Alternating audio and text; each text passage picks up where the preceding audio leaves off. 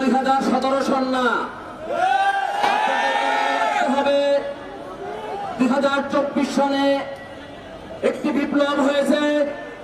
যে বিপ্লবে ফ্যাসিস্ট হাসিনা এবং তার দোসর এসালাম বাংলাদেশ থেকে পলায়ন করেছে। আমরা 24-এর বিপ্লবীরা চাই না নতুন করে বাংলাদেশে আর কোন ফ্যাসিস্ট তৈরি হোক। আমাদের ছাত্র জনতাকে আবার রক্ত দিতে হয়। আমরা আপনাদেরকে দায়িত্বহীন ভাষায় বলে দিতে চাই, আমরা নতুন বাংলাদেশে আর কোন ফ্যাসিস্ট চাই না। আমরা আবার রাজপথ দখল করব, আমাদের বুকে তাজা রক্ত আবার আমরা ঢেলে দিব। আমরা ইসলামী ব্যাংককে আর কোন ফ্যাসিস্টের হাতে তুলে দেব না। ফ্যাসিস্টের দোসর খোরশেদ আলম ইসলামী ব্যাংকে প্রবেশ করতে পারবে না।